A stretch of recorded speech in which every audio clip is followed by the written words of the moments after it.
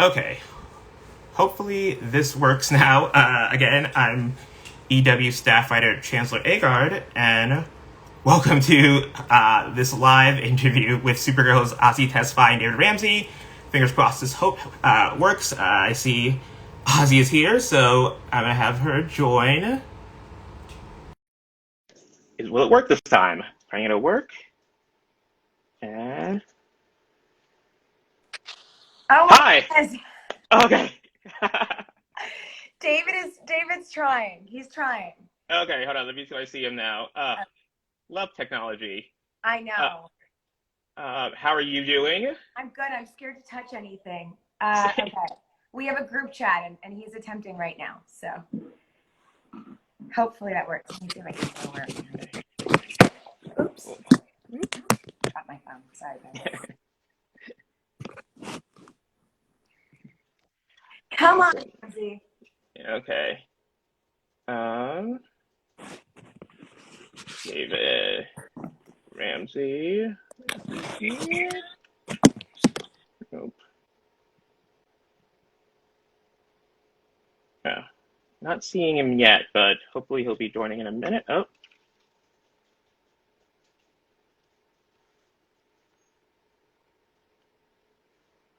Did we? Oh.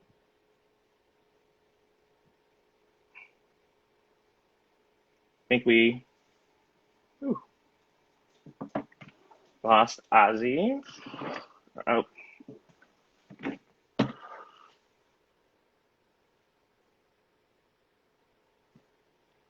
Technology is so fun. Hi. Okay. And then David. I think he's here. Yeah, okay. I'm not going to touch anything so I don't break anything. Yeah, guys, I am so worried about touching something right now. Group Instagram is tricky. I commend you for this attempt. I think this is my first one. Oh, Not seeing. Yeah, for doing multiple people. Yeah, I think last time when we did it with you and Bitsy, you guys were just like in the same location. yeah, we were at her house. Yeah. So he's not showing up in the live yet. Um, Come on, Ramsey.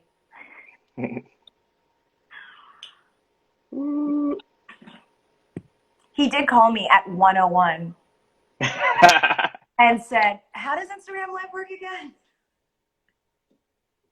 his name's not showing up yet, but I will keep looking.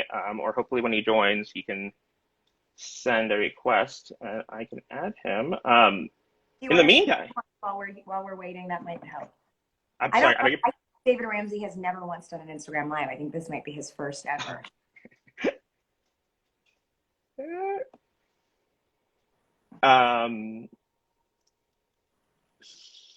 Sorry, one sec. No problem. Apparently, he's not showing up in the live unless because he's at David Paul Ramsey, right? I think so. Yeah. We're gonna lose him shortly because he's currently directing. Yeah.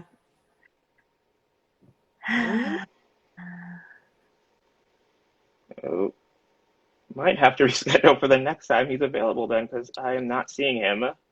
Hold on. Let's hop off and see if we can get him. Okay.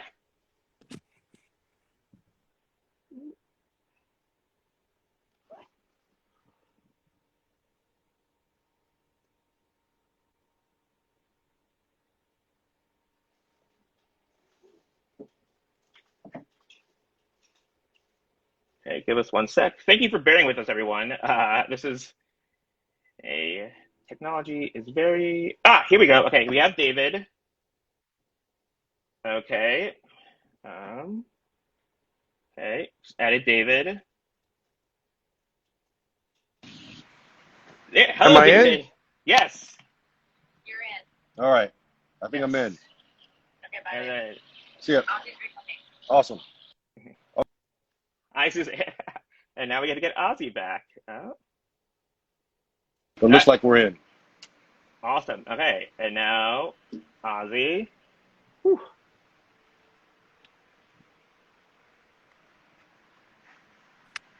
Hi. There we go. Okay. Oh, awesome. Hello, everyone. Is that? Welcome. Oh, Yes, there we we're go. up. We're here with Wow. Ozzy Tesfai and David Ramsey to discuss this week's episode, Blind Spots, which Ozzy co-wrote with producer Jay Holtham and David directed and guest stars in. I guess to dive right in the short time that we have with both of you, I just want to start with Ozzy. I mean, can you sort of talk a bit about sort of because I know you wrote a spec script over the hiatus that then sort of led to, I guess, how much of that spec script sort of wound up in this episode, I guess, and None of it. I had an idea to do a story on a PTSD war vet that fought with Kelly that came home and how we treat our veterans and their mental health once they return. Became our last season. We broke the season, and this was totally different. So it had nothing to do with that. It did help get our showrunners to co-sign me being a co-writer this season. So. And David, I mean, what was your reaction when you received the blind spots script the first time and read it and sort of and saw what it would be dealing with? No pressure, Ram. No pressure. Well, I know, right? I knew what it was going to be, somewhat of what it would be about. There was a small pitch, but I had no idea it was going to be as full of heart that it was full of, and just how relevant and I think the tone that it took it's a fine balance, right? Because you're dealing with, for Ozzy, it's I can't speak for Ozzy, but I'm an actor on these shows, and you're writing a show that speaks to something that you're really concerned about as a person, as an individual, but yet you're writing for cast members and your peers. It's a type, and also to some degree your bosses, right? I mean, this is a new arena. No one's ever done this, so I can only imagine. I mean, at the time, we've had several conversations, Ozzy and I, about it since then, but at the time when I first got it, all that stuff was just kind of weighing on me, like what she must have gone through in her head to have come up with this and written it so poignantly. And it was just a beautiful, beautiful script. It was just really, really, really, really good. And, even outside of the Arrowverse, this universe, it's a very, very well done story. And that's not easy to do. So I was just kind of really, I was really just flabbergasted on how well executed the script was. It was really well done. I hate him for that. Ozzy, I mean, it's funny. I mean, not funny. It's interesting. I feel like no television show or television episode can sort of solve racial injustice in the span of 42 minutes. And so I'm curious to you coming into this story. I guess, what were your goals with this story, and what do you sort of hope the audience sort of takes away from it? I think first and foremost, knowing that Kelly was going to become dark and a black female hero in a positive light, and then for myself, try to voice as much of my experience and turn some of that trauma into art, and then tell a well-rounded story in terms of our guest stars that we had come on. Really try to honor my perspective as a black woman. I co-wrote it with Jay, his perspective specifically, and then Ramsey and I would do we did dinners. We would do our weekly dinners before we started filming, and just getting to know him better and hearing his experience and trying to honor that in the story as well, and do right by Diggle. Those are all things that were constantly going through my brain. We're running a clip later on today of sort of Diggle and Kelly's sort of first scene together when he shows up at her apartment, and they sort of bond. I guess, can you both of you sort of talk a bit about sort of what is Kelly's sort of dynamic with Diggle? Take it away, Ozzy. I mean, okay, so two things. One, that was my most favorite scene because it was just the two of us in the apartment, And it felt like we were doing an independent film because Ramsey's directing and runs behind the monitor, sets up the shot, then comes and does his line. And then if we have any issues with lines, we talk it through and decide what we want to do with Jay. It felt so small because between the two of us and Jay, we were covering kind of everything. So that was really cool. It felt very intimate in that way. And then, you know, I told Ramsey this. I don't know if he remembers, but I met him at my first year of Upfronts, and he came up to me and was like, "Here's my phone number. If you need absolutely anything, I got your back. I'm here for you." And I didn't take him up on that, which I regret. But before even knowing me, just being in this Arrowverse, like he was like, "I got your back." And I feel like there's a similarity in Diggle coming in with Kelly and being like, "I see you and I got you and I'm here if you need me." That's my. She hit everything, didn't she? That's what Azie does. He just checks all the boxes. No, but she's right. It did have that feel of an independent film, that first scene, and it had a feeling. You know, there's a certain amount of full circle, particularly for Diggle, that he makes in this moment. You know, we're saying that, you know, he's a friend of Jimmy, and the connection between he and his sister is from Jimmy. So that, you know, there's just this connective tissue that I just think makes a lot of sense. And again, that's because of Azie. I'm just going to lean into the Azie's great here because it really is. It really, I mean, I can't speak highly enough of how well constructed the script is. I mean, we read scripts every day, right? Mm-hmm. So this is just a very well constructed story, and it's very sensitive, and there's a lot of things you have to really get tonally right, you know, and it starts with the writing, and it's just very well done. And Azie, I mean, as you mentioned, Kelly suits up as Guardian for the first time in this episode, I guess, which has been a long time coming. I know the producer said they had this in mind when you joined way back in season 4. How did it feel to sort of put on the Guardian suit for the first time? It was very emotional, which was surprising to me. I think you immediately stand up a little bit taller, which isn't a normal thing that most people get to do. It was cool. We also had a handful of young kids in our episode, and young Black kids in our episode, and to see them respond to the suit, I think was the coolest part. Some young actors that I had been working with for a couple episodes and didn't think I was very cool, and all of a sudden, everyone, you know, it's like felt like a character at Disneyland, which made it much more fun and interesting.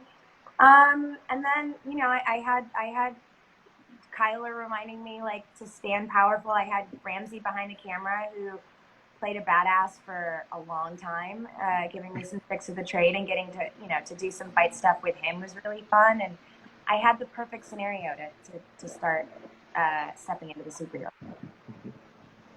I mean, David, you sort of started directing on Arrow. For you, I guess, what did you sort of bring from Arrow and sort of apply to sort of directing this episode of Supergirl? Well, there's some stuff that obviously comes with the territory being this far into this kind of Arrowverse, Volantiverse, and there's so much track that's already been laid, mm-hmm. right? Just in the history of these characters. I always get a treat out of that when characters from other shows within a universe pop into other shows. That's just something that I always just kind of, as a fanboy, just kind of like. I think for me, obviously Diggle's history was part of something I wanted to protect, just kind of being on a different show besides Arrow. But I think this episode just kind of, in many ways, lives on its own. Mm-hmm. You know, I think that it's so important and it's so relevant and timely that I just think it starts a conversation it just kind of lives in its own space.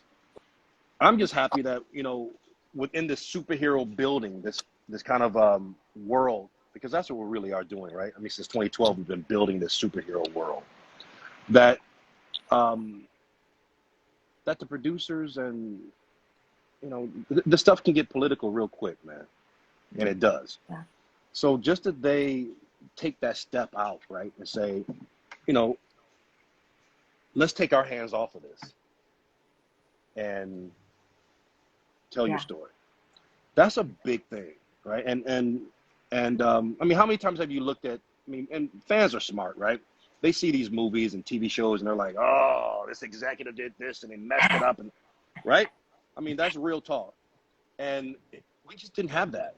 It was it was it was it was really a, hey, what story do you guys want to tell?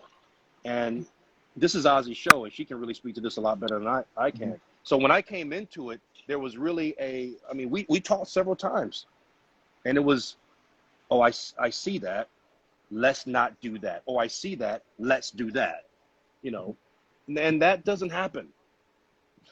You know, like, you talk about how long we've been doing this. It doesn't happen a lot. So, what did I bring from the Arrowverse world? I the history building, but I think there was a lot of people that just kind of stepped away and allowed us to tell the story that we wanted to tell, and assisted that. Let me put it like that. They didn't step away; they assisted the storytelling, and I think that helped us in a lot of different ways. And I guess, Azie, anything to add? Yeah, On your end? I think for me, this episode, I was doing some press earlier, and someone called it my baby, and it did feel like my baby. And I think having Ramsey come on, and then it was he was protective of the baby, and that was a huge relief for me. I can't imagine doing this with anyone else. I definitely it was hard, I think, and a lot of it was really emotional. And to have a partner in Ramsey who protected the material, protected me in it. Some days, if I had hard scenes, I checked my phone, and the first person that reached out to see if I'm okay was Ramsey at the end of each day. So to have that trust and have someone that didn't just care about what it looked like, but how you were as a human at the end of the day, made doing this made it possible. I don't know if I could have gotten through it. Which Ramsey knows. We have conversations that I'll never share in which he kept me on track, emotionally supported me in such a beautiful way. So I felt like it was in a good way, like going through war together, and you kind of become a team, and you figure out how to put forth the best you can, so that hopefully it inspires people. But I probably would have been crying a lot more if it wasn't for Ramsey. I'm very grateful. And it's sorry about being up because I know Ramsey, you're on set right now in the middle of production on something. Yeah, I'm actually on a like a scout. I'm directing this episode of Superman and Lois. Oh, Yeah. but Azie, I mean, I think the one thing that fans are super invested in is sort of Kelly and Alice's relationship. I guess how does this episode? How does this episode sort of affect their relationship moving forward? I think there is some tension between Kelly and not only Alex, but also the entire Super Friends in this episode. I guess where do they go from here? I mean, I'm glad you brought that up, because my favorite, and I don't want to speak for Ramsey, but I feel like it's probably one of his favorites too, is the last scene of the episode between Alex and Kelly, and Most definitely. Yeah, and we, we don't resolve anything in the way that you can't, but we do open a can of worms in a conversation, and hopefully create some healthy conversations for people to look at between two intimate partners in an interracial relationship. And it's something that comes up till the finale, and it brings them closer together, but it's an ongoing conversation, and it ends up being the first step in them really looking at what their future looks like in a real permanent way. But that scene is maybe my favorite scene I've ever shot in my so. And Wow. Ramsey, I can't let you go without asking you this, because everyone in the comments keeps bringing it up. Diggle, I know that over these past few appearances this season, Diggle has had this sort of loose sort of story of sort of us finding a bit more and more about the aftermath of fallout of that green box he found. Does this episode sort of touch on that in any way, and what can you tease on that front? Yeah, there's a certain amount of we left this last time we saw Diggle. He was going off to figure out what this was all about. We find him again, seeming as if he's well adjusted, and we just have a moment, and I won't at the end where we kind of touch on it one more time. This isn't over. I think what was important about this, and smart from the writers, was to tell the story of someone like Diggle, who was such a mentor and so, such a homegrown hero, if you will, that whatever the invitation was, if we remember the story behind Diggle, he had just gotten his wife back, just got Sarah back, who disappeared from Flashpoint. That it made sense for him not to accept it immediately, and so we want to tell that story. This is the last piece of that story. You will see Diggle again after Supergirl, and when you do, we will continue that storytelling. That was very generous of you, because I know all that you have planned, so that was very generous. Yeah. Oh, good to know. Well, thank you both so much for taking the time today to hop on and for suffering through all these technical difficulties. Love this COVID world. Again, everyone watching, please remember to tune in. Supergirl airs Tuesdays at 9 p.m. on the CW. This episode was co-written by Azie, Tesfai, and producer Jay Holtham, and directed by David Ramsey, who also guest stars. So thank you all so much, and have a great rest of your day, and enjoy the rest of the season. You guys take care. Thank you. Bye. All right. Bye-bye.